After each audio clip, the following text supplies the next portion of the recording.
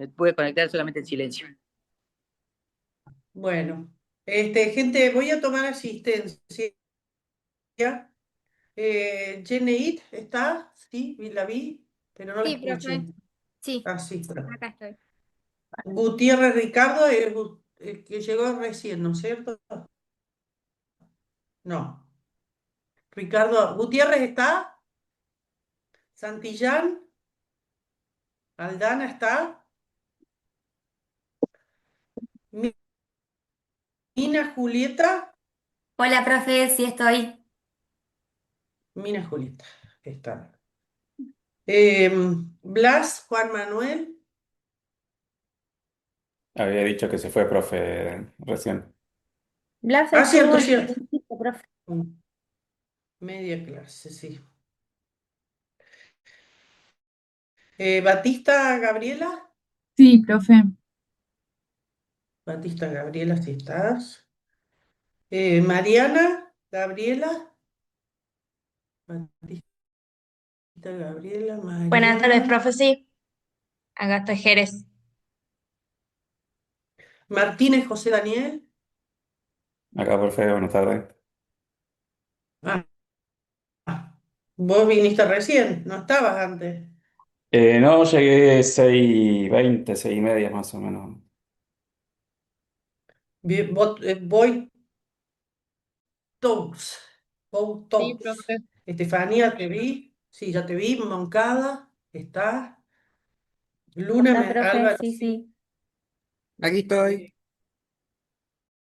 Sí. No sabía que estabas. No sabía que estabas, Álvaro.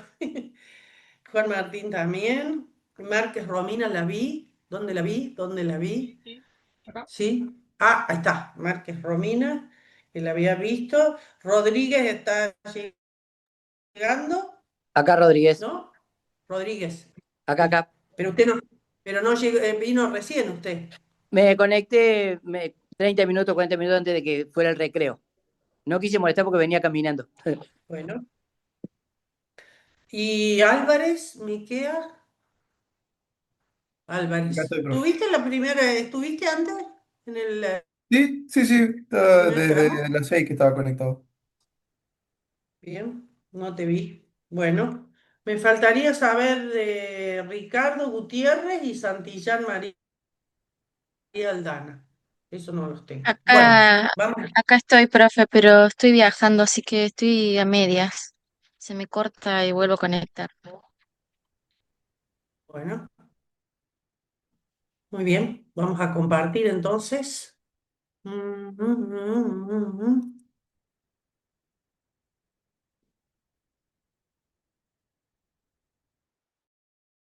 Muy bien,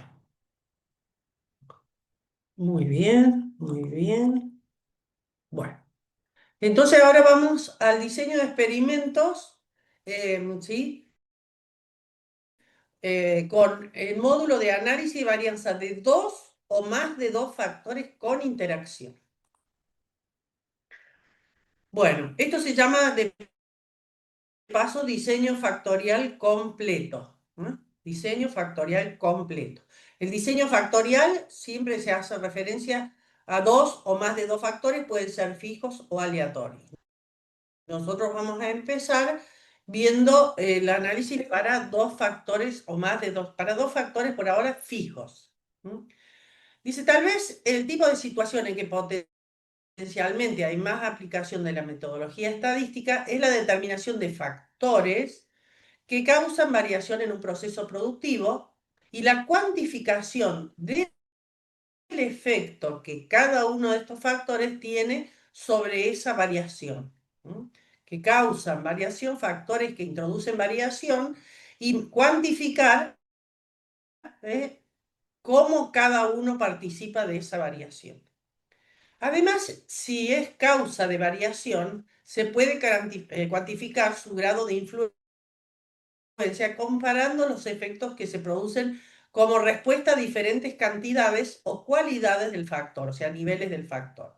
Entonces, cuando uno efectúa este tipo de estudio, es decir, ver cómo el efecto de un factor influye en una variable de estudio o variable de interés, se dice que llevamos a cabo un experimento. Bueno, vamos a ver nosotros el fundamento de los diseños factoriales, vamos a ver los diseños factoriales a 2 niveles, los diseños factoriales con más de 2 niveles, el concepto de la interacción, cómo planificar un experimento factorial completo y cómo interpretar los resultados. Bueno, el análisis que dijimos anteriormente del efecto de cada factor sobre la respuesta tendría que repetirse para cada factor que uno ha identificado como factor importante en el estudio. Sin embargo, en general, es conveniente estudiar simultáneamente el efecto de todos los factores en un mismo experimento. Y estos experimentos se conocen como experimentos factoriales, o sea, cuando no tenemos uno, sino varios factores que nosotros determinamos que pueden influir sobre la variable de respuesta. Y lo que nosotros queremos saber es cómo influyen sobre la variable de respuesta, si todos influyen de la misma manera o no. Pero Entonces, cuando nosotros empezamos con el curso, ¿sí?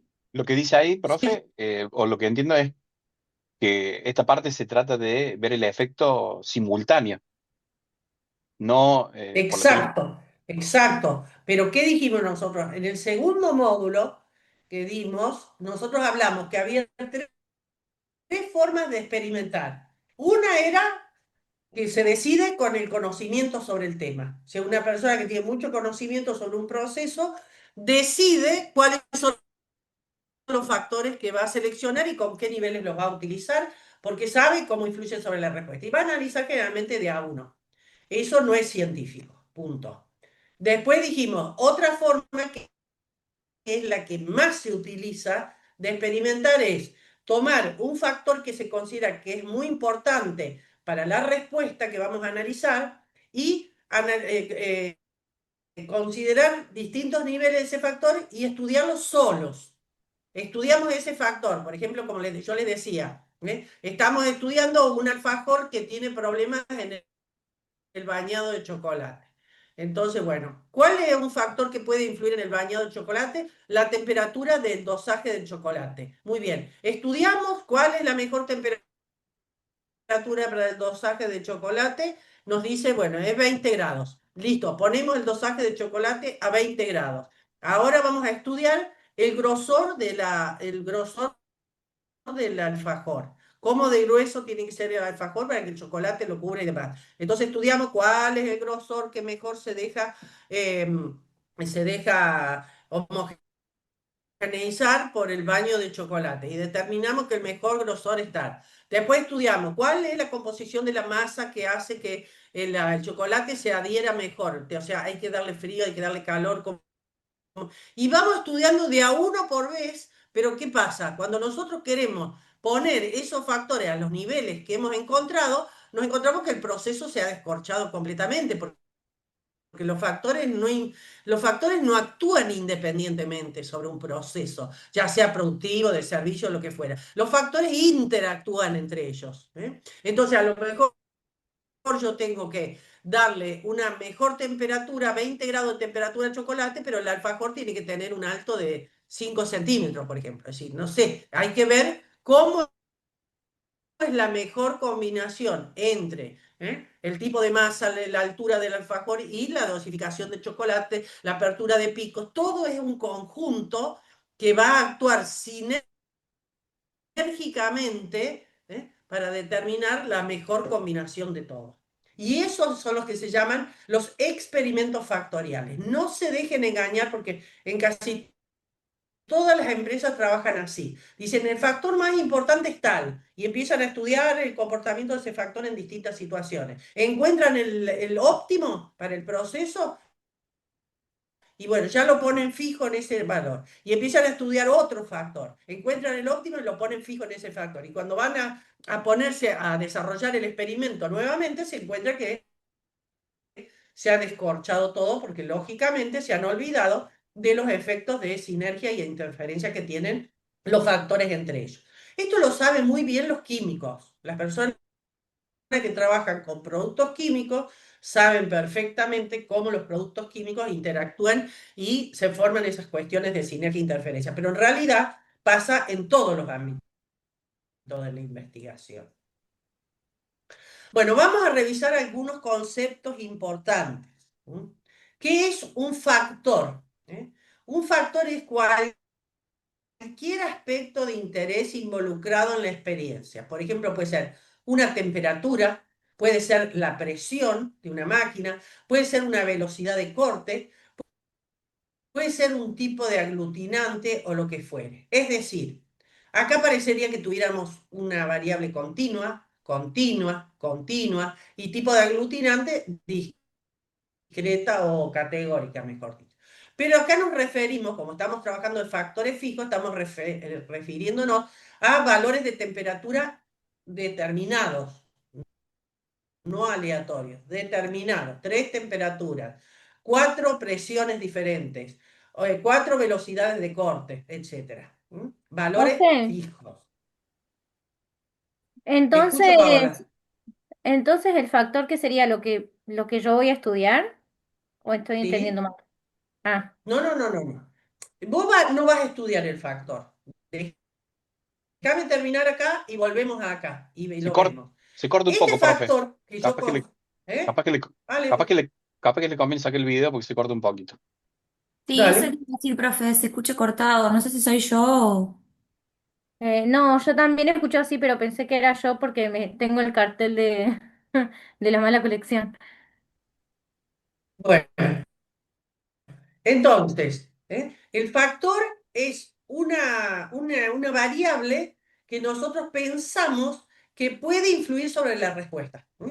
Acuérdense que en el segundo módulo que vimos, nosotros dijimos que cuando uno tiene un problema de calidad, hay que juntar el grupo, el brainstorming, al grupo de personas que tienen conocimiento sobre ese proceso y determinar cuáles pueden ser las variables que están influyendo sobre una cierta respuesta o una variable de estudio.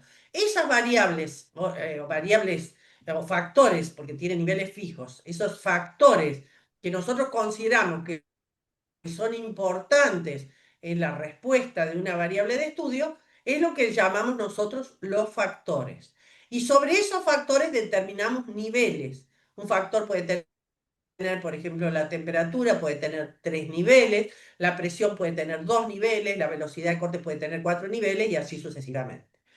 Son los niveles del factor, son aquellos valores que nosotros tomamos como referencia. Después está el tratamiento o la combinación de tratamientos. El tratamiento es cada una de las combinaciones posibles entre los niveles del factor involucrado en el experimento. Todas las combinaciones posibles entre los distintos niveles del factor. Una combinación de tratamiento cualquiera, que generalmente ustedes lo van a conocer como un experimento, para nosotros experimento es todo, para los estadísticos me refiero, el experimento todo, pero muchas personas en el ámbito profesional hablan de experimento como cualquier combinación de tratamientos que por supuesto nos da una descripción completa de las condiciones del experimento. Y ese tratamiento, combinación de tratamientos, tiene sus repeticiones, 3 repeticiones, 4 repeticiones, etc. Y la respuesta es un resultado numérico, solamente acá en análisis y varianza, es un resultado numérico de una experiencia basada en una combinación de tratamientos. La respuesta puede estar referida a la calidad de una característica, a la dureza de un material, a la composición de una sustancia química, o en general es cualquier expresión numérica definida en función de los resultados de una experiencia.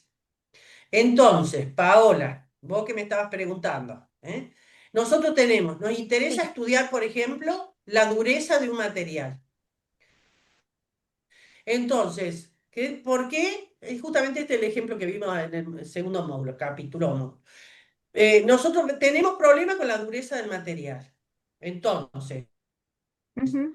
¿qué hacemos? Juntamos nos hacemos asesorar por la gente que sabe y dice, ah, no, la dureza del material depende de la temperatura del horno, depende de la materia prima comprada, qué sé yo, del material que compramos, depende del proveedor donde compremos el material, porque algunos tienen tal cosa. Eso van a pasar a ser nuestros factores. Los elementos que nosotros consideramos que pueden estar influyendo en que el material sea más o menos duro. ¿Estamos? Bien. Bueno, entonces Que el pueden factor, ser dos o más. ¿qué?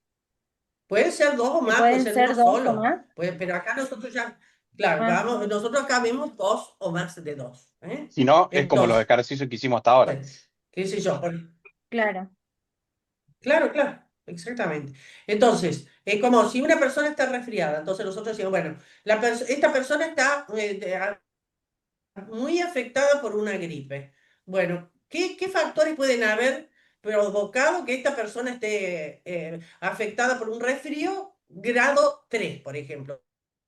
De gravedad, la gravedad de su resfrío es grave 3 en una escala de 1 a 10. Entonces decimos, bueno, estuvo expuesta al frío, un factor para ver si la exposición al frío puede producir un estado gripal y en qué medida puede tener una baja de defensa, también tendremos que ver y así sucesivamente. Factores que pueden influir en el resultado o en la variable definitiva sobre la cual nosotros queremos estudiar, y ver qué pasa con esa variable. Bueno, cuando nosotros tenemos más de un factor, empezamos a trabajar sobre lo que se llama los efectos. El efecto de un factor es el cambio que se produce en la respuesta cuando se cambia el nivel del factor. ¿Qué pasa con la respuesta cuando yo paso del nivel 1 al nivel 2 del factor?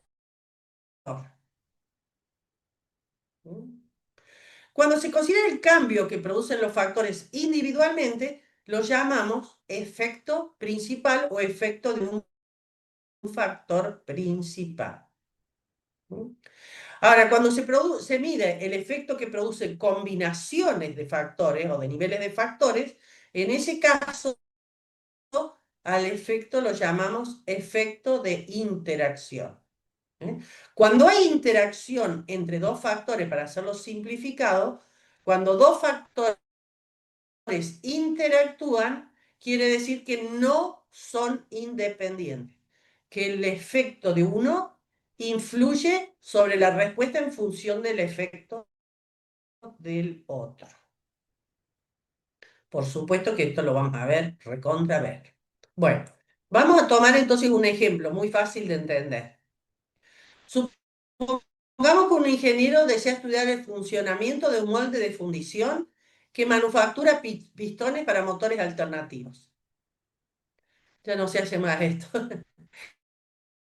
El objetivo final consiste en lograr una dureza apropiada del molde para un producto en particular. O sea, tenemos que hacer una prueba de dureza. La dureza está medida en escala Rockwell B. El ingeniero estaba interesado en el efecto que producen el contenido de cobre y de magnesio sobre la dureza del molde.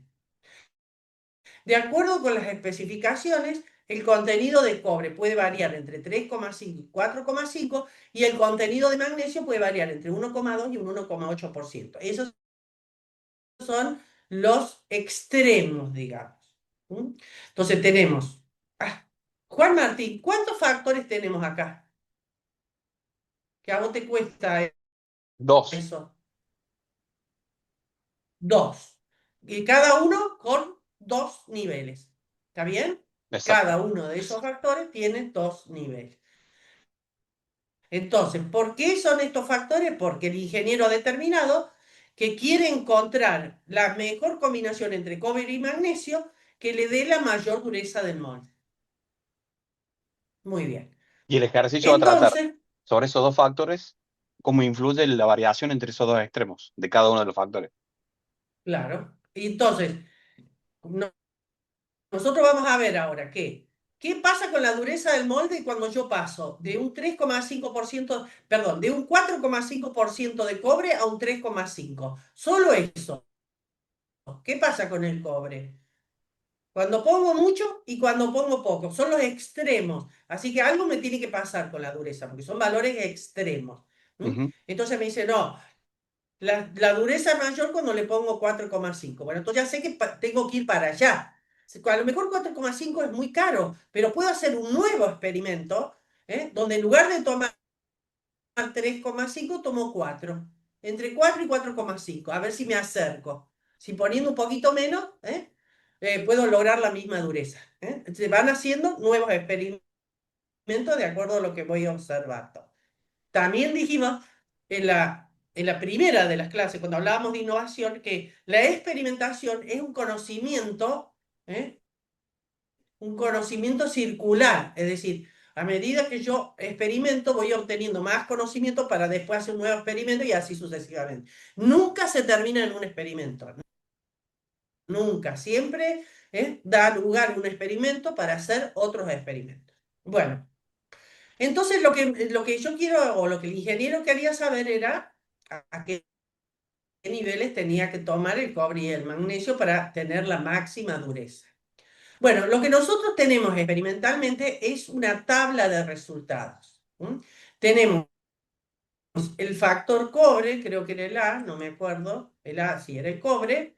Tenemos el factor cobre a 2 niveles y el factor magnesio a 2 niveles. Y eso nos da como resultado una tabla 2x2, donde en cada celda va a estar la combinación de niveles de los dos factores, A1 con B1, A2 con B1, A1 con B2 y A2 con B2. Esto es lo que se llama el tratamiento. Este es un tratamiento. Y esto en la práctica es lo que se repite 4 veces, 5 veces, etc.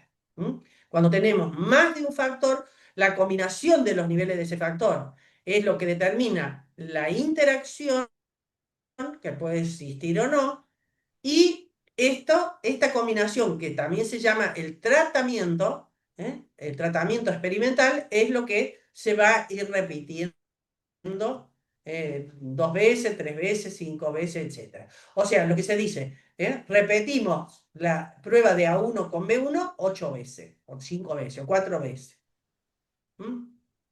A2 con B1 y así sucesivamente. Bueno, supongamos que hemos obtenido estos resultados que se muestran en la tabla. Son unidades Rockwell, o sea que no son, yo por lo menos no entiendo un pomo, pero no importa, son valores numéricos que sí podemos interpretar. Entonces nos hacemos una pregunta. ¿Qué nivel de magnesio me da la máxima dureza en el molde? Bueno, la pregunta es, ¿cuánto aumenta la dureza del molde cuando yo pongo el magnesio a 1,8 y cuando yo lo pongo a 1,2? Fíjese que la respuesta es negativa. Quiere decir que me conviene trabajar con el magnesio en su nivel más bajo porque tengo mayor dureza. La diferencia me da 3,25 porque, bueno, cada dato hay que dividirlo por 2 porque viene de dos valores, ¿no? La diferencia entonces entre los dos me da 3,25. No sabemos si es mucho o poco. Es una cantidad. ¿Qué pasa cuando yo trabajo solo con el cobre, sin tener en cuenta el magnesio? ¿Qué pasa cuando trabajo solo con el cobre? Bueno, cuando yo paso de una cantidad de 4,5 de cobre a una cantidad de un 3,5, vemos que con 4,5 la dureza del molde es mucho mayor. Es mucho mayor. Entonces, lo que yo puedo llegar a concluir es que tengo que trabajar para aumentar la dureza, tengo que trabajar con el cobre a 1,2 y con el magnesio a 1,2 y con el cobre a 3,5. Esa sería la conclusión si yo no tuviera en cuenta la interacción. Pero si ustedes miran los resultados de la interacción, se van a dar cuenta que la mayor dureza se establece para una cantidad para los valores máximos de cobre y de magnesio. O sea que si yo no tengo en cuenta la interacción, voy a llegar a una conclusión errónea. Voy a llegar a una conclusión errónea que me dice, hay que trabajar con esta combinación, con esta combinación. Era el magnesio a 1,2 y el cobre a 4,5. Me decía, esta es la mejor combinación.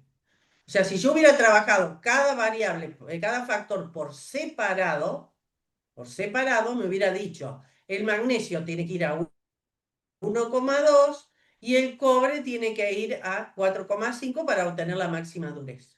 Pero como yo los he interactuado, o sea, he trabajado un molde con 1,2 de magnesio y 3,5 de cobre, con un 3,5 de cobre y 1,8 y así sucesivamente, puedo observar que la mayor dureza se da para la combinación que tiene la maximización de los niveles de cobre y de magnesio.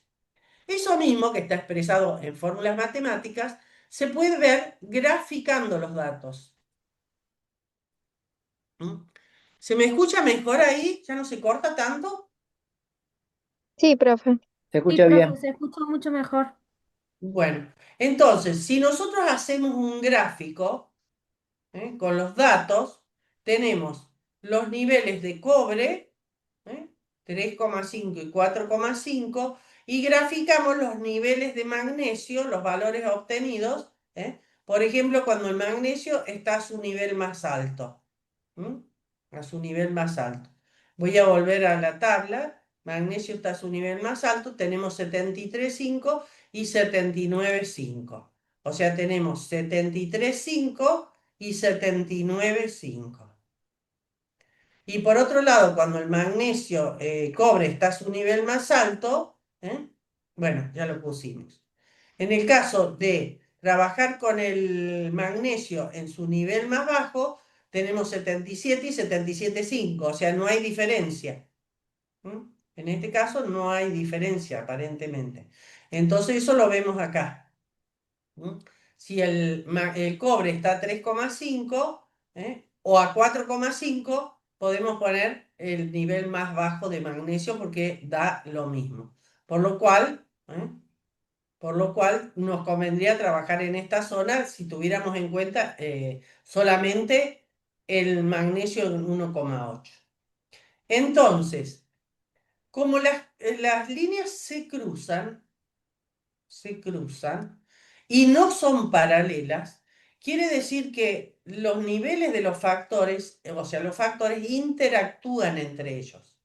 Porque si los factores no interactuaran, tendríamos, por ejemplo, B1, podría venir una línea acá, paralela a la anterior, lo cual quiere decir que a medida que yo aumento el nivel del cobre, tengo que aumentar el nivel del magnesio para que aumente la dureza.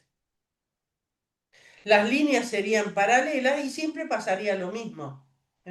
Si yo trabajo con el cobre a 3,5, cuando trabajo con el magnesio en 1,8, me va a dar un valor similar al magnesio a su mayor valor, pero si trabajo con el cobre a 4,5, me va a pasar lo mismo. Siempre me va a convenir trabajar con B1 porque B1 tiene un comportamiento paralelo a B2, paralelo. En cambio, cuando interactúan, ya no, el comportamiento no es independiente. Porque yo tengo que preguntarle al ingeniero, le tengo que mostrar este gráfico y le tengo que decir, si usted va a trabajar con una cantidad de cobre de 3,5, le conviene para la dureza trabajar con un nivel de magnesio de 1,2, porque ahí obtiene la mayor dureza. Esto ya depende de costos. Tenemos los dos metales, digamos, en sus niveles más bajos. Eso es lo más barato de.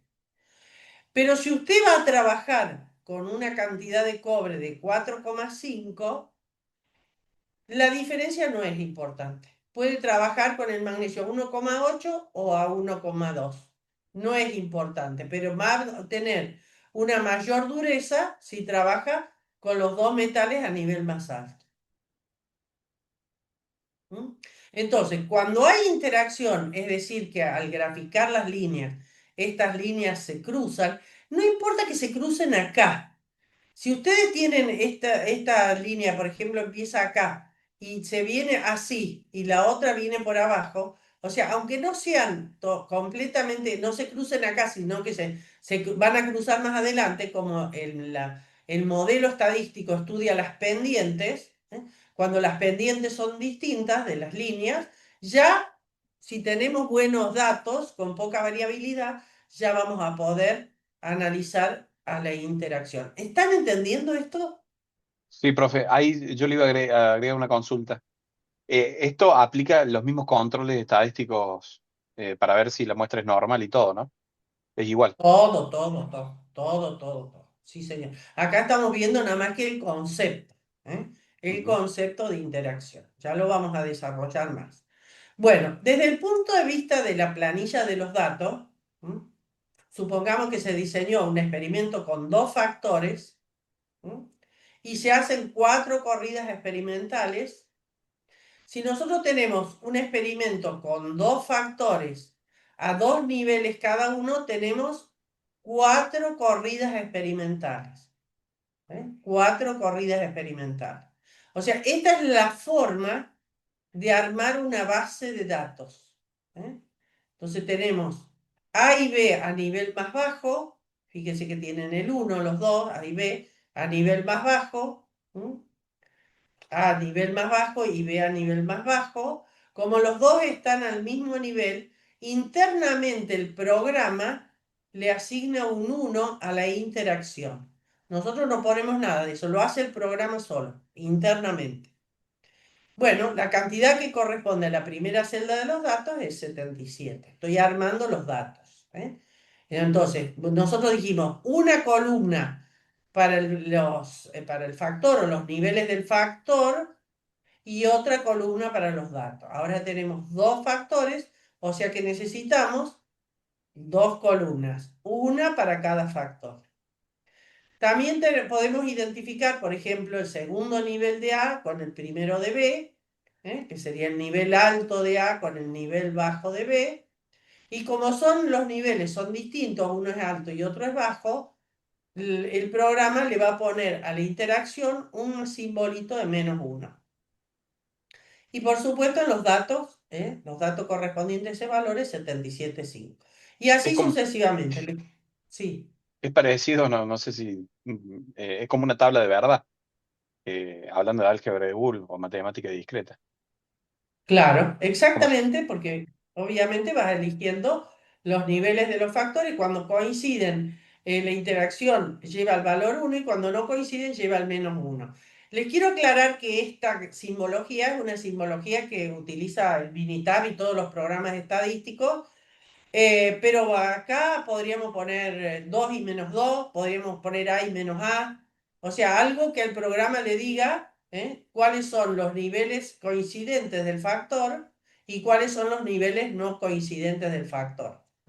Es una simbología lo que está acá, no es un número preciso, digamos, no es 1 y -1 como valor numérico, sino que una simbología. Bueno. En resumen, tenemos que saber que los experimentos factoriales son más eficientes que los experimentos que consideran un factor a la vez. Esto es muy importante. Por eso cuando uno hace un experimento factorial, tiene que recurrir a personas que conozcan sobre el experimento en sí o sobre la variable de estudio para ayudarle a determinar cuáles son los factores que pueden incidir. Es re importante en esta etapa la espina de pez, re importante, para sacar aquellos factores que digan, bueno, armamos la espina de pez, lleva un trabajo bárbaro armar, pero muchas empresas lo tienen, ya sea para producción, ya sea para servicio, para que ustedes crean. Tiene que haber una espina de pez que nos determine para cada uno medio ambiente, etcétera, etcétera, para cada uno cuáles son los factores que pueden estar influyendo. Y de ahí seleccionamos los más importantes para un experimento dado, O sea, la flechita los va a llevar a determinar una variable de interés. Puede haber montones de otras variables, ¿eh? Por ejemplo, tenemos problema en la dureza del material. ¿Qué lo puede estar afectando? Y vemos ahí qué lo podría estar afectando. Bueno, cuando el investigador sospecha la presencia de interacción entre los dos factores en estudio, el uso de experimentos factoriales evita llegar a conclusiones erróneas. Los experimentos factoriales permiten estimar el efecto de un factor para cada uno de los niveles del otro factor. Eso es la interacción, produciendo conclusiones válidas dentro del rango de las condiciones experimentales impuestas. Esto es muy importante, ¿eh? Cuando uno diseña un experimento, las conclusiones que se obtienen de ese experimento solo son válidas dentro del rango de definición de las variables que hemos tomado. En este caso, nosotros no podemos opinar nada. ¿Dónde está el grafiquito? Acá. Nosotros no podemos decir, si yo tomo, por ejemplo, el magnesio en 5 o en 5,5, entonces el cobre, perdón, en 5,5, extiendo esta línea y digo, bueno, la dureza va a ser de tanto. O el material, el magnesio lo tengo, B sub 2, por ejemplo, el magnesio me va a dar esta dureza, con este magnesio B sub 2. No, las condiciones del experimento terminan aquí. Siempre, Porque puede profe, pasar siempre, siempre, siempre. más allá del alcance, digamos, de la cota, siempre se habla de rangos. O sea que es como si fueran variables continuas dentro de ese rango. No se Exacto. habla, no hay tres valores. Siempre un máximo y un No, mínimo. exactamente. No, puede haber 3 niveles del factor, sí. El Ah, puede factor haber. puede tener 3 niveles, pero vos lo tenés que estudiar. Y entonces la validez de tu experimento se limita a esos 3 niveles. No Mm. podés ir más allá. Si vos querés estudiar un cuarto, un quinto nivel, tenés que hacer otro experimento. Empezar de nuevo con otro experimento. Y eso es lo que se hace porque los experimentos llevan mucho tiempo de ejecución. Ujú. Cualquiera sea los experimentos y más todavía si son sobre seres humanos. Lleva mucho tiempo de ejecución. Entonces, uno, por ejemplo, acá, en el caso, qué sé yo, por ejemplo, el cobre, tal vez se está utilizando el 3,5. Se puede poner que uno de los niveles sea el nivel actual del proceso y el otro nivel, un nivel que se sospecha que puede mejorar la dureza. ¿Entendés? Pero no sabemos, si nosotros vemos, como acá vemos, que la dureza aumenta cuando yo le pongo más cobre, aumenta la dureza siempre, aunque sea un poquito, entonces me lleva a evaluar, ¿qué pasa si utilizo en 4,5 el cobre o en 5,5? ¿Sigue subiendo la dureza? Tengo que hacer otro experimento. Pero Claro. otro experimento. Y Otro si, por experimento. ejemplo, profe, tomamos un valor que esté en el medio de estos dos, aunque no lo haya ensayado, no puedo decir nada tampoco, ¿no? Si no En ensayás, no realidad puedo decir no, nada. en realidad no podés hacer una inferencia acá porque estos valores son fijos, pero podés, porque esto podría ser así, esto podría bajar y subir. Por ejemplo, si hay otro valor acá, esto podría bajar y subir. Y nosotros como teníamos estos dos, nos dio una línea recta. Entonces vos Claro, acá no sabés qué pasa. Claro, no es claro, una no puedo hacer función. ninguna inferencia de datos que no Es haya ensayado. Exactamente, que no hayan sido expresamente considerados en el experimento. Te vuelvo a repetir, para eso existen los experimentos con curvatura. Es decir, porque acá vos tomás 3,4, por ejemplo, sería este valor. Y a lo mejor, si vos analizás la dureza, esto cae y vuelve a subir. Como nosotros Profe, teníamos estos dos puntos, te da esta línea recta. Pero puede haber un efecto de curvatura. Eso es eh, todo conocimiento del proceso, todo conocimiento. profe, Dígame. yo estuve con un experimento en la parte de la pirólisis que yo estoy usando y, por ejemplo, primera vez corrí como 4 o 5 temperaturas y después de esas 4 o 5 elegí, como decís, un rango. Entonces elegí en rango en 2, entonces lo acoté, pero yo hice uno completo de 5 variables o 5 factores, después lo acerqué a 2. Este, pero bueno, me parece interesante eso lo que estás planteando. Lo que pasa es que vemos, por ejemplo, cuando estamos midiendo, que por ejemplo, si yo estoy midiendo, por ejemplo, la cantidad de carbono que obtengo, va variando también según la temperatura o según la rampa. Entonces es como que vos decís, vos armás un experimento y si vos querés cambiarlo, tenés que cambiar ciertas partes para volver a hacer un nuevo experimento y las repeticiones. Y se va muchísimo tiempo. Por eso está Bueno, bueno. justamente por eso, Miguel, claro, por eso, Miguel, en el caso tuyo, por ejemplo, que vos vas conociendo tu proceso, porque lo vas descubriendo a medida que haces experimentos, los experimentos que vas haciendo se llaman experimentos de escrutinio. O sea, vos estás probando distintas situaciones para encontrar con varios experimentos el óptimo. No podés hacer uno solo porque vos todavía no tenés conocimiento sobre el comportamiento de todos sus factores y todos los niveles.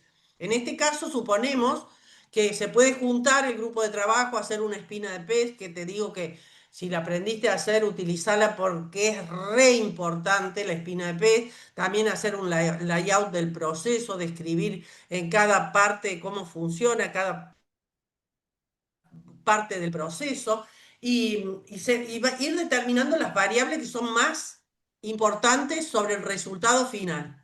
¿Mm? En tu caso la vas a tener que ir descubriendo con los estudios, con los experimentos de escrutinio. Pero en la mayoría de las empresas esas cosas se conocen. Simplemente no se tiene determinado el óptimo, pero se conocen cuáles son los factores que pueden estar influyendo. Bueno, acuérdese entonces, ¿eh? Nunca sirve estudiar un factor por separado del otro, sino que decir cuáles son o cuántos son los factores importantes y hacer un experimento con todos los factores más las interacciones.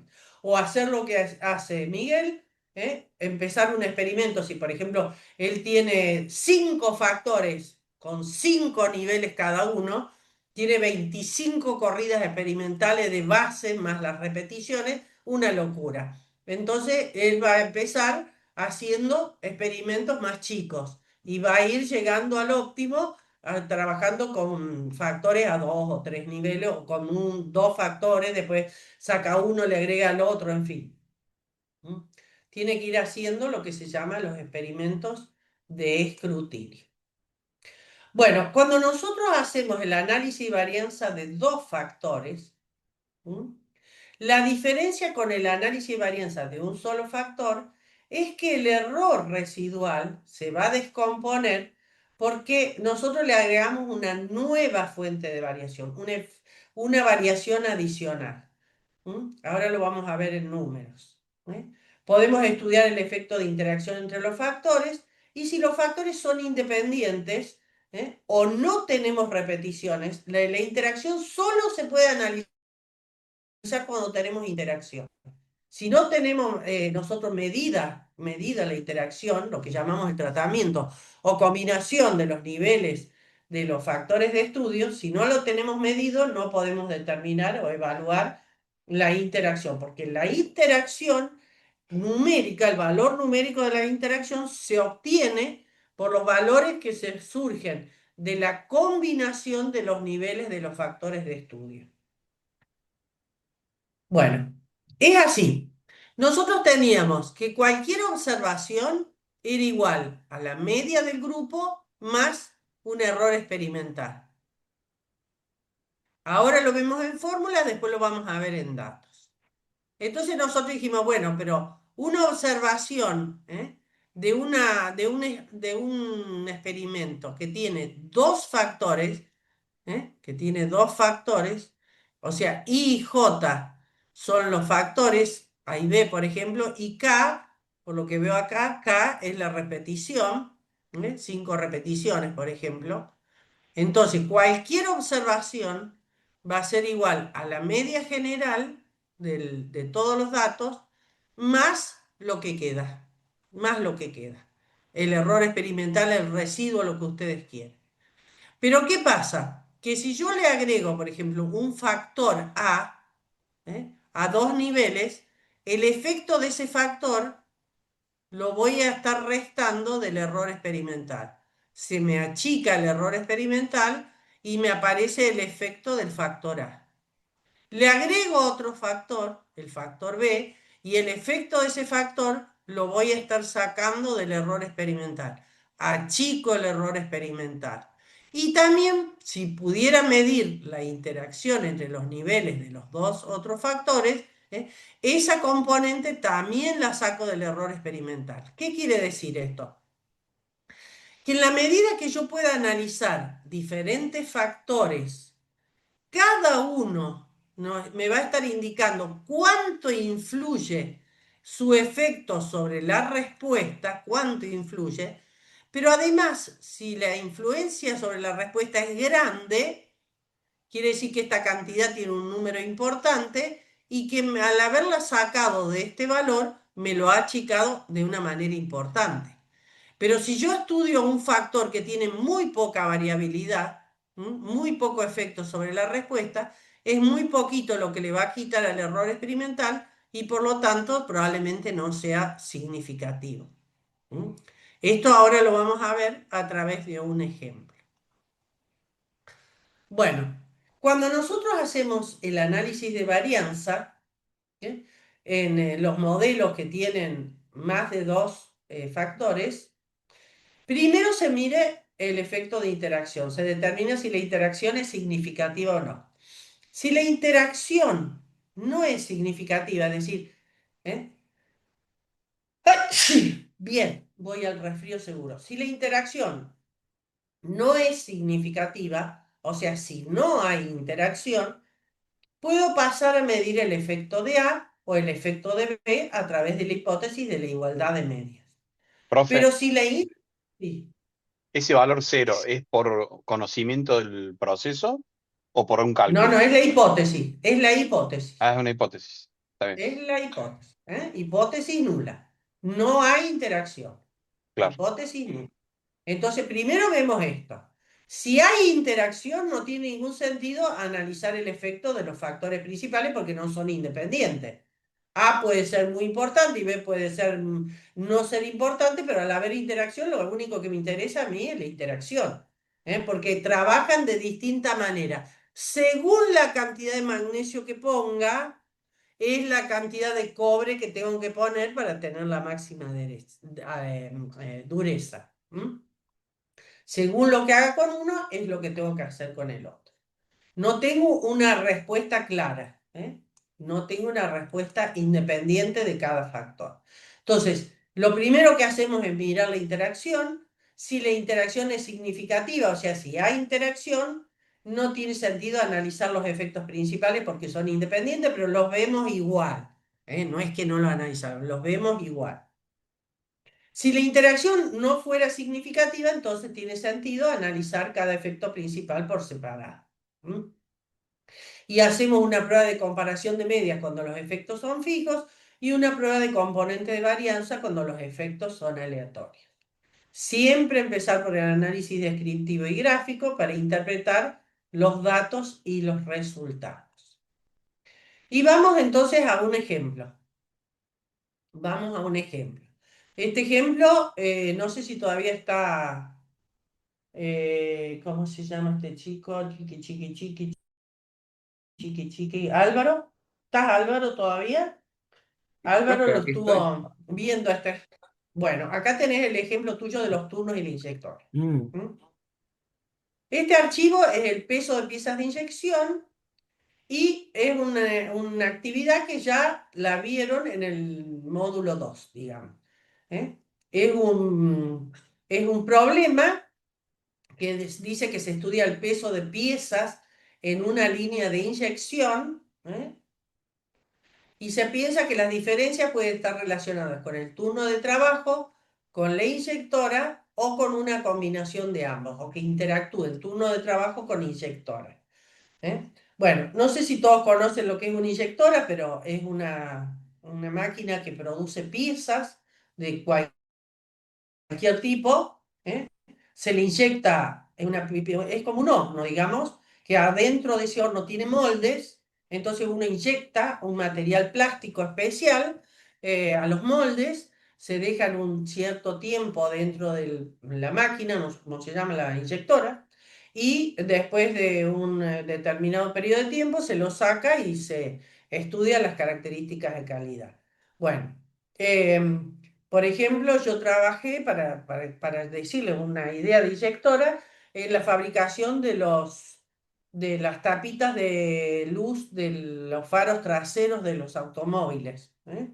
Tanto si era blanca sola, o si era roja sola, o si era blanco con rojo en los autos que tenían la combinación para el frenado y el stop y la luz de posición en el mismo plastiquito. Bueno, para hacer este estudio se tomaron 3 turnos y 4 inyectoras. Acá es muy importante que observemos que las inyectoras podrían ser tomadas aleatoriamente, pero si no fueron tomadas aleatoriamente y fueron tomadas como valores fijos, porque nos interesa conocer de cada una. Cómo es la inyectora 1, cómo trabaja la 2, cómo trabaja la 3, cómo trabaja la 4. ¿Eh? Me interesa saber si hay diferencia y cuál inyectora trabaja mejor o no. Acá sí podemos decir si los turnos trabajan de la misma manera o trabajan de forma diferente. Me interesa saber diferencia entre turnos, por eso lo tomo como factor fijo. Y además tenemos un elemento muy importante que es la especificación. Entonces acá nosotros sí vamos a poder llegar a conclusiones más valederas, digamos, porque sabemos a dónde nos tenemos que mover. Bueno, de acá le dice lo que tienen que hacer. ¿Cuáles son las conclusiones? Bueno, lo primero que hemos hecho es a estudiar el peso promedio. Estos análisis descriptivos, gente, lo hacen como se les ocurre a ustedes. No sigan lo que yo les indico. Ustedes quieren hacer gráfico de normalidad, hagan, quieren hacer cajita, quieren hacer individual, box plot, hagan lo que quieran. Este es un estudio descriptivo de cómo están los datos de mi problema. Entonces, como generalmente tengo poquitas repeticiones, cuando puedo, estudio el peso promedio en general. ¿Y qué vemos acá nosotros? ¿Qué vemos acá? Al hacer un estudio del peso promedio, ya no sabemos qué problema tenemos. Fíjense que las líneas rojas nos están marcando en los valores de especificación, 208 y 216, que era 212 más menos 4. Entonces, si nosotros vemos, el peso promedio tiene una distribución recontra normal, muy normal. Pero ¿qué pasa desde el punto de vista de la calidad? Estamos totalmente fuera de especificación. Es más, si ustedes calculan el CP o el CPK, le va a dar negativo. Justo Completamente eso le fuera. iba a preguntar, profe. Sí, también Justo lo pueden eso le iba a hacer. preguntar. Eso ¿Puede también lo evaluar pueden hacer. CM, todos, MK? Todo mal te va a dar, todo mal porque estamos totalmente fuera de especificación. Es Ujú. impresionante la cantidad de piezas que no se ve, que sobrepasan el peso. ¿Para qué eran estas piezas? Dice, ¿para qué eran? Piezas de inyección, peso de piezas de inyección. Bueno, no sé qué tiene que ver el peso, pero porque es importante, pero obviamente están totalmente fuera de peso. Bueno, Cuando tiene esto, peso de más, profe, se chorrea para los costados. Entonces tiene rebabas. Puede ser eso que están analizando. Si el inyector es demasiado fuerte, mete más material del que debe soportar la matriz. Entonces por eso queda una rebaba y cuando se abre la matriz, después, bueno, obviamente se tira ese material y el operador o el operario debe cortar esa rebaba. Por ejemplo, si hablamos de un llavero, ponerle de plástico. sí, O sí. de Y también te puede salir más grueso. Todo depende de si el molde tiene una tal cual, profundidad porque, determinada. sí, Sí, porque lo puede vencer la morsa y entonces te claro, queda en otras dimensiones. ¿Sí? claro, claro. Bueno, en realidad no va a servir, no va a servir para el fin para el cual ha sido destinado, porque por algo está la especificación, obviamente. ¿Mm? Bueno, otro análisis que podemos hacer sería hacer un análisis descriptivo, por ejemplo, para las inyectoras. ¿Y qué vemos acá? Vemos que los promedios cambian muchísimo, muchísimo. ¿Mm? O sea que voy a tener diferencia entre inyectoras sin ninguna duda. Los coeficientes de variación son bastante bajos, o sea que internamente las inyectoras trabajan de manera bastante parecida, pero entre ellas la diferencia media es abismal. ¿No? Es abismal. Miren también la diferencia de las varianzas. Tremenda la diferencia de la variabilidad. Bueno, si hacemos un gráfico de cajas, por ejemplo, acuérdense que estas son las inyectoras. Acá vemos una línea descendente. Es como que pasar de la inyectora 1 a la 4 nos da una deriva descendente. O sea, el peso baja, el peso de las piezas baja. Pero acuérdense que este orden, 1, 2, 3, 4, no es un orden numérico. Es simplemente la inyectora 1, 2, 3, 4, cualquiera, lo puedo poner 1, 4, 3, 2, o sea, esto no saquen conclusiones en el sentido gráfico con respecto a la escala del eje X, porque no es numérica.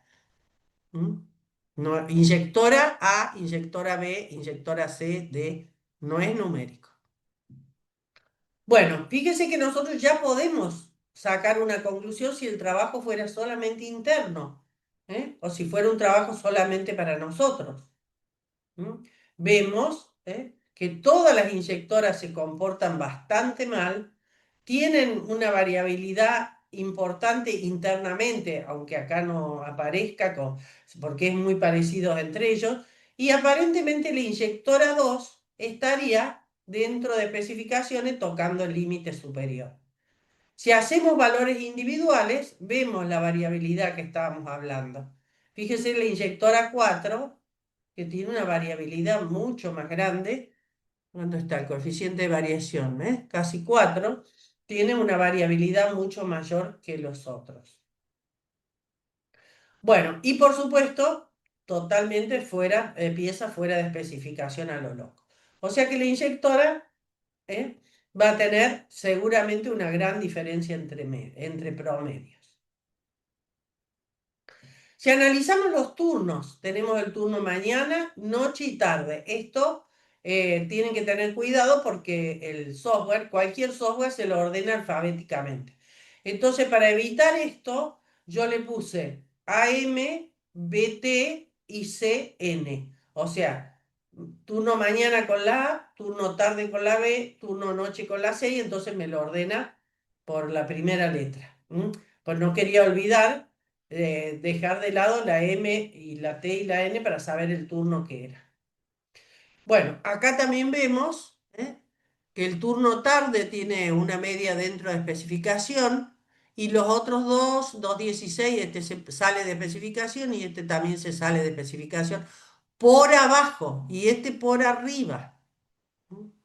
Los coeficientes de variación tampoco no son muy rimbombantes. Y haciendo un gráfico de cajas, acá sí podemos decir que hay una deriva, porque hay un orden. No son numéricos los niveles, pero hay un orden. De la mañana a la noche, el peso de las piezas va aumentando. O sea que acá hay una variable que seguramente está relacionada con algo temporal, algo que pasa, pueden ser los operarios también, pero es algo que puede estar pasando en el tiempo, digamos, durante el día. Durante el día. ¿Estamos hasta acá? Sí, Sí, profe. sí. Sí, profe. Sí, profe. Bueno, después lo que vamos a hacer es una prueba de igualdad de varianzas. Hacemos la prueba de igualdad de varianzas para la inyectora y para el turno, y no sé qué obtenemos porque no veo un poco. Y obtenemos que las varianzas son homogéneas hasta por ahí nomás. Esta es muy larga, esta es muy corta.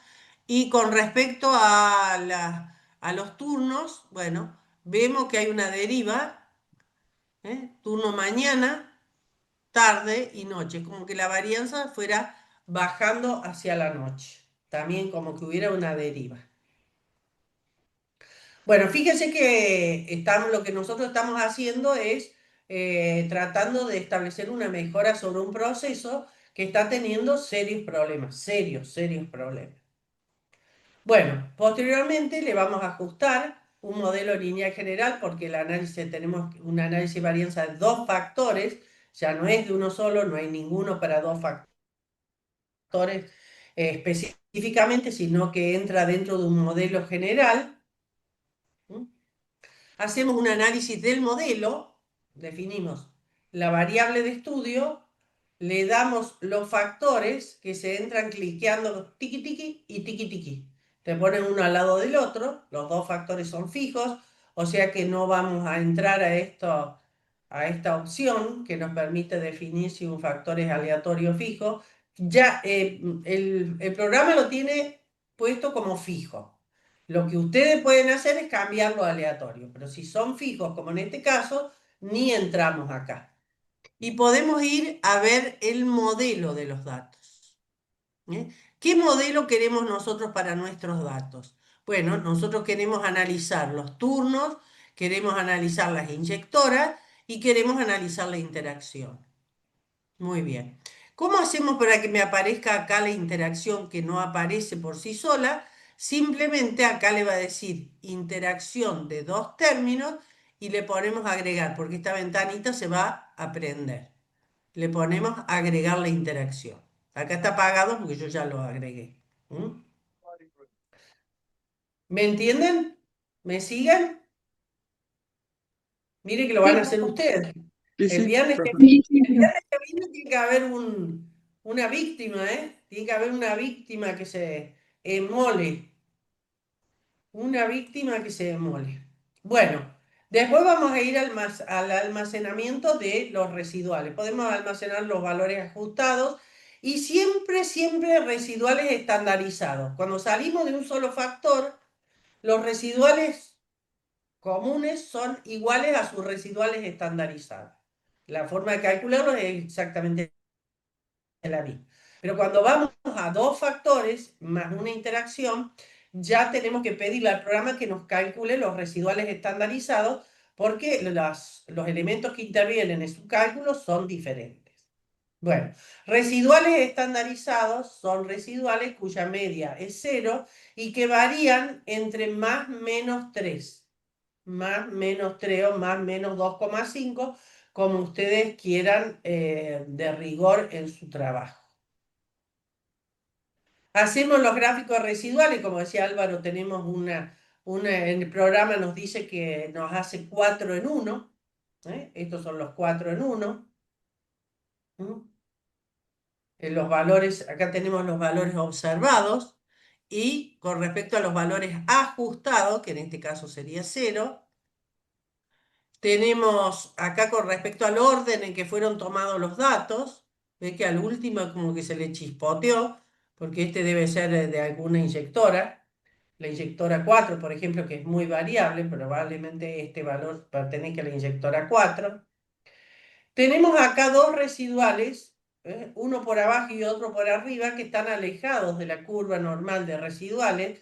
Estos miden menos 2,4 y 2,4, no llegan a estar entre menos 3 y 3, salir de menos 3,3.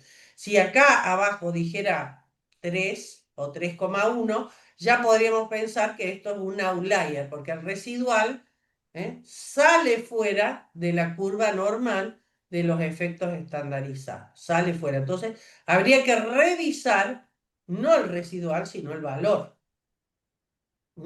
El valor que nosotros medimos. Bueno, acá están los gráficos de normalidad. Hacemos una prueba de normalidad para los residuales y nos dice que son recontra normales. Siempre van a aparecer estos puntitos afuera del gráfico, que son los extremos y que son esos que vimos que quedaban afuera. Bueno, los residuales son normales. Hacemos la homogeneidad de varianza combinada para la interacción y vemos que hay homogeneidad de varianza, pero vemos acá que la inyectora 4 en el turno noche, ¡pum!, se va al diablo con el peso de las piezas, tiene un problema serio. ¿Qué otra cosa hacemos? Hacemos un gráfico, que es muy bonito este gráfico, de grupos. Acá he marcado algunas cosas, yo que le aparece cuando ustedes le ponen ver datos, ver los datos. ¿Eh? Acá cuando acepta le aparece una pantalla donde le permite ver los datos como una opción y nos da este precioso grafiquito. Ah, una cosa que hay que acordarse que para que me dé este gráfico separado, tengo que ponerle acá que me costó un poco, de tonta que soy, encontrarlo. Tenemos que poner la variable que queremos que nos separe. En función de qué variable, puede ser en función del turno o en función de la inyectora. Yo le pedí que me arme los grupos en función del turno. Este es el turno mañana, el turno tarde y el turno noche. ¿M? Y la explicación. Muy bonito este gráfico de cajas. Fíjense lo que pasa con las inyectoras. ¿Mm? Para empezar, turno mañana, tarde y noche trabajan ¿eh? con una deriva de peso importante. El turno mañana creo que estaba por debajo, sí, está por debajo del peso de especificación o el objetivo. El turno tarde es el que trabaja más homogéneamente, las inyectoras y el personal, y el turno noche es un despiole cómo trabajan las inyectoras y la variabilidad que tienen. Y acá tenemos la inyectora 4 en el turno noche que tiene muchísima variación. Este mismo gráfico también lo podemos hacer en valores individuales, ¿no? Verlo con los valores individuales, ¿no? También está muy bonito. Y, bueno, no sé, ay, ¿por qué Igual ese no? se entiende mucho más el otro, ¿no, profe? De lo otro, sí, yo también. Ahora estoy viendo acá que no sé por qué tiene distintos colores. Que hace el rojo en turno tarde, pero no sé por qué es rojo y otro negro. Ahora Eso no lo estoy. de valores individuales se eligen en el momento de la configuración del gráfico o sobre el gráfico. ¿Qué cosa? No te Hacerlo en entendí. barras o en puntitos. Valores No, individuales. no, antes de hacer el gráfico, vos le decís. Pero vos Bien, tenés que elegir sí, tenés que elegir el tipo de gráfico que querés y ahí te dice si lo querés hacer con las barras o con valores individuales. está bien. Bueno, acá es probable peso promedio, inyector y turno. Bueno, no sé, yo veo distintos colores. Acá veo verde, negro, que no hay. Veo unos puntos. No sé, serán algunas variables. Tendría que ver cómo lo hice, qué le pedí de Es que colores, no es sé. como que los colores que son azul, rojo y verde, profe, son el promedio de los otros. Porque los otros son todo el mismo color y lo que está pintado en color es como si fuera un promedio o la media Será el de... promedio así, Exacto. Sí, es promedio como el así. promedio vertical, profe. Claro, Fíjate, exacto, fíjese que exacto. Sí, de ahí cada está. inyectora, sí. Sí, Promedio está perfecto, promedio y promedio. Sí. De hecho, Miré el inyector.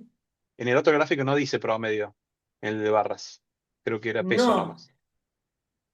claro, pero acá te está analizando la inyectora y en el otro te está analizando los turnos. ¿Ves? Acá te da el promedio de la inyectora 1, 2, 3 y 4 para el turno mañana. El promedio de la inyectora 1, 2, 3 y 4. Y acá, no, acá te da los gráficos de caja Toda la para el variación turno completa. mañana. Todo, la caja completa, digamos. ¿Mm? Bueno, ¿qué hacemos después? Bueno, ¿qué hacemos después? El análisis de varianza. O sea, ya hicimos la parte descriptiva, validamos los datos, vimos que las inyectoras tenían mucha variabilidad, los turnos también, pero vamos a ver ahora qué pasa con el análisis de varianza.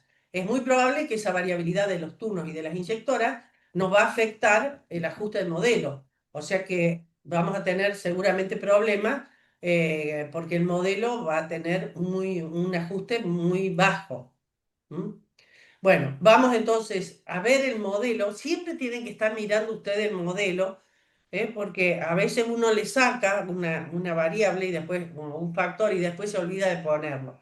Siempre estamos analizando el modelo y vamos a hacer el análisis de varianza eliminando coeficientes de ecuación de regresión, ajuste y diagnóstico que no nos sirven acá para nada.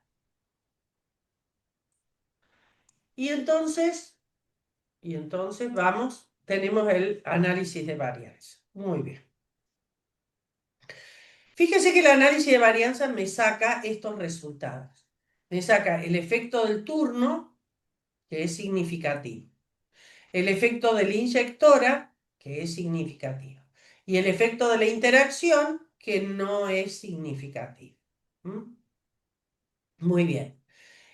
Me dice que el modelo es bueno, yo pensaba que no iba a ser bueno, pero me dice que el modelo ajusta el 70%, es un buen ajuste, pensé que el error iba a ser más grande, es un buen ajuste. ¿Y qué me dice acá? Que tengo un efecto de turno y de inyectora, pero no tengo interacción entre los dos, o sea, que trabajan, las inyectoras trabajan más o menos de la misma mala manera en cada uno de los turnos.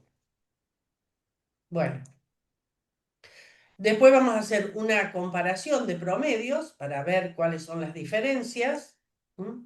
Por ejemplo, si analizamos con el test de Fisher la comparación de promedios, vemos esta configuración para las medias de las inyectoras. Las medias están ordenadas de mayor a menor y acuérdense que letras iguales dice que no hay diferencia y letras distintas indican la diferencia estadísticamente significativa. Entonces nosotros vemos que este está fuera de especificación, estos dos están dentro de especificaciones porque es 212 más menos 4 y este está pegando en el palo de la especificación. De todos modos, nosotros podemos decir con esto que las inyectoras trabajan distinto. Trabajan distinto. La 1 y la 2 trabajan parecido, la 2 y la 3 trabajan parecido, la 3 y la 4 trabajan parecido, pero bueno, todas las diferencias que ustedes ya saben, cómo se calculan con las letras distintas y acá las tenemos de a pares. Cuando un intervalo pasa por el 0, quiere decir que no hay diferencia entre los niveles del factor que estoy considerando, porque pasa por el 0. Párenme si hay algo que no entienden, ¿no? Porque yo sigo hablando. Párenme si hay algo que les queda duda. La duda le va a quedar, por supuesto, pero no es fácil. Si nosotros analizamos los turnos, ordenados los promedios de mayor a menor, vemos que el turno noche, lo que veíamos, que esa deriva del crecimiento del turno noche trabaja con sobrepeso y el turno mañana trabaja con bajo peso. Y aparentemente el turno tarde trabaja bastante bien. Bastante bien. También podemos sacar, aunque no ha sido significativa, podemos ver las interacciones. Podemos ver las interacciones. Y acá en las interacciones generalmente nos detenemos en la que está más cerca del valor nominal o del objetivo. Y podemos ver que lo que está más cerca del peso objetivo en promedio es el turno mañana con la inyectora 1, la combinación turno mañana con inyectora 1. Pero fíjese que todo lo que es BC, todo lo que tiene las mismas letras, es que no hay diferencia entre ellos. Entonces, esta es una aproximación muy aproximada. Porque podemos movernos dentro de la especificación. Todos estos son de un comportamiento similar. Todo lo sé. Bueno, y el peor de todo, que tiene el mínimo peso de las piezas, o sea, todos estos dos están fuera de especificación, los promedios. Fuera de especificación. Que serían inyectora 3 y 4 en el turno mañana. Bueno, todo ese análisis lo van haciendo ustedes a medida que van progresando en el net. Otra cosa que podemos hacer nosotros es un gráfico de los factores, que es muy lindo y muy gráfico.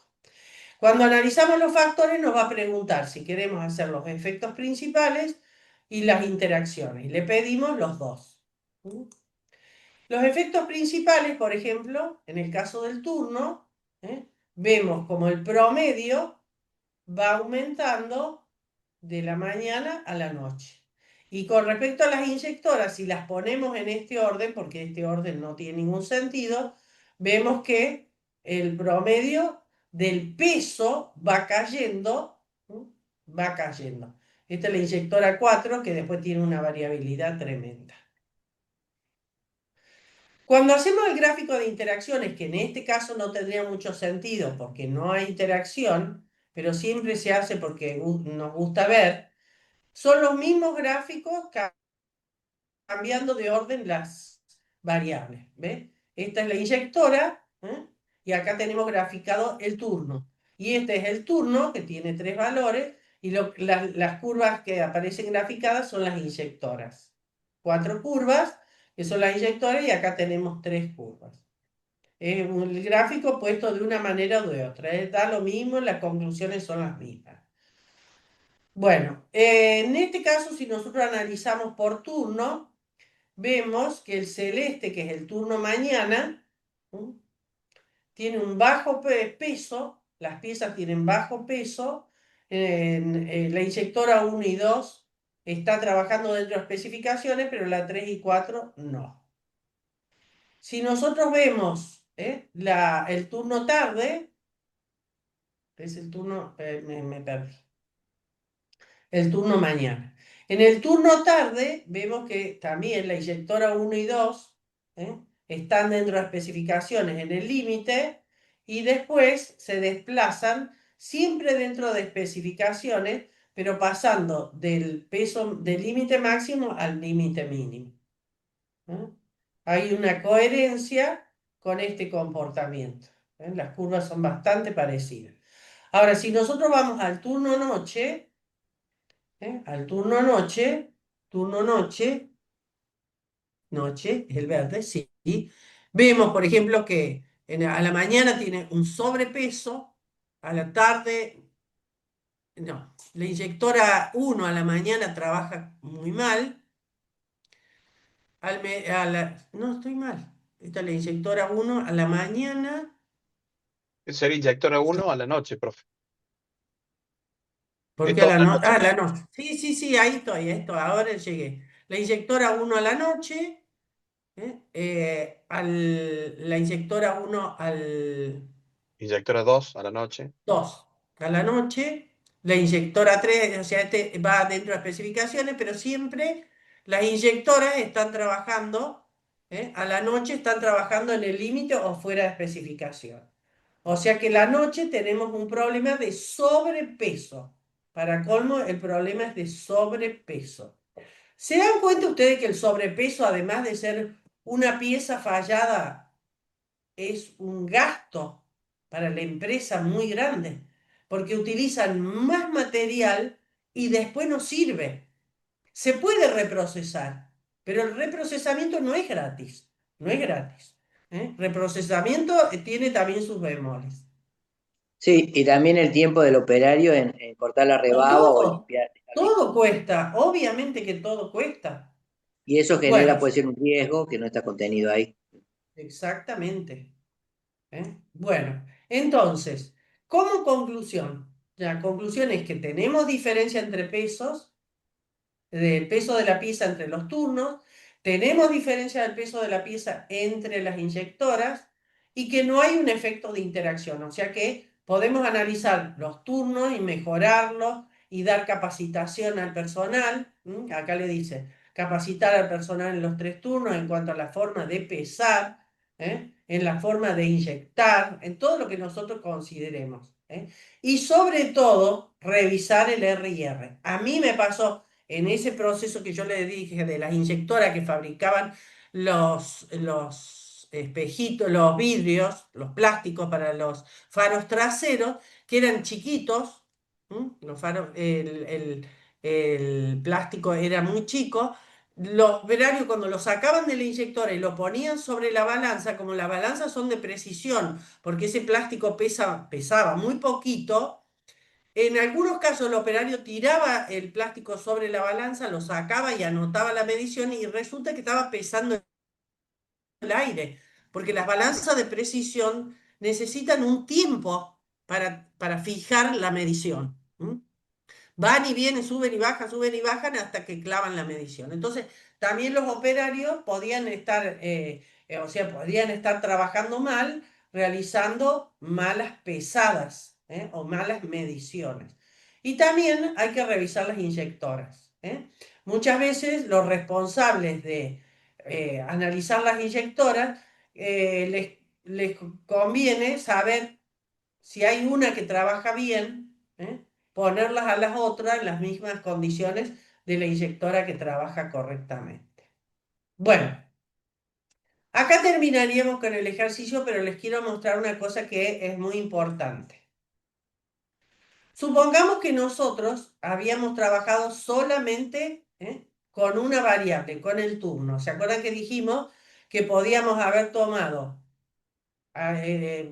como era el ejercicio original, hacer un análisis para el turno y otro análisis para la inyectora? Eso es lo que hubiéramos hecho, eso es lo que hizo Álvaro. Y analizó el turno por un lado y la inyectora por otro lado. Si nosotros hubiéramos empezado nuestro análisis de varianza analizando solamente el turno, hubiéramos obtenido este resultado. Muy bien. El error experimental, que es lo que nosotros siempre queremos que sea chiquito, daba 2580. Después nosotros le agregamos la inyectora. Ahora le estoy mostrando. Le agregamos la inyectora. Y fíjense lo que pasó con el error experimental. El turno tenía una variabilidad que sería la suma de la varianza, la parte numérica de la varianza del numerador, de 497,48. Si nosotros le agregamos a este análisis la inyectora, el efecto del turno no cambia. Queda con la misma variabilidad. ¿Qué cambia ahora? Que el error experimental, que era de un valor de 541,84, ahora se separa en dos partes. El efecto que introduce la inyectora y lo que queda, porque la variabilidad total no cambia. Claro, es la explicación del principio del polinomio ese, en donde Exactamente. sigue restando el error. Entonces, ¿qué me quiere decir esto? Fíjese cómo bajó el error experimental. ¿Cómo bajó el error experimental? Bajó mucho porque la inyectora es una fuente importante de variabilidad a tal efecto que es significativa. Bajó la variabilidad del error experimental. También bajan los grados de libertad, que eso puede ser un arma en contra. Si la inyectora tiene muy poquita variabilidad, le saca muy poquita variabilidad al error experimental, bajan los grados de libertad y el error experimental va a bajar muy poco, porque le cambian los grados de libertad a un valor menor. En este caso, como las dos, tanto el turno como la inyectora, fueron significativas, fíjense que se achica el error experimental. Este cociente, 2,48, sobre el error experimental da 9. Este cociente, 2,48, fíjense que es el mismo valor, sobre el error experimental, que es más chiquito, nos da una F de 16.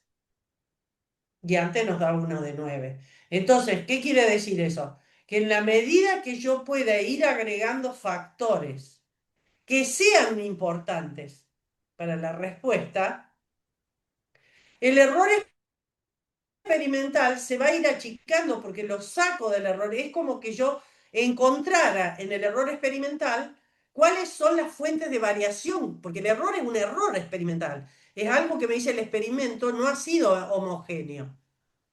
No ha sido, los resultados, las mediciones no han sido todas iguales. ¿Por qué no han sido todas iguales? Tienen que ser todas iguales. Si yo tengo la misma pieza, en el mismo momento la proceso, la peso con la misma balanza, el mismo operador, no puede haber variabilidad. Hay. El material experimental es variable. Entonces es importante encontrar cuáles son esos factores que me están aumentando ese error experimental. Eso es lo que tiene que salir de gente muy conocedora del proceso. Gente que me ayude a encontrar esos factores. Y entonces yo, en la medida que puedo agregar un factor que sea significativo, me va a dar más significativo el resto. También me va a dar más significativo porque bajé el error experimental. Entonces, fíjense que yo, al meter la inyectora, descompongo este 541 en el efecto de la variabilidad de la inyectora y lo que queda. Lo que queda. Podría poner otros factores y otros y otros y otros.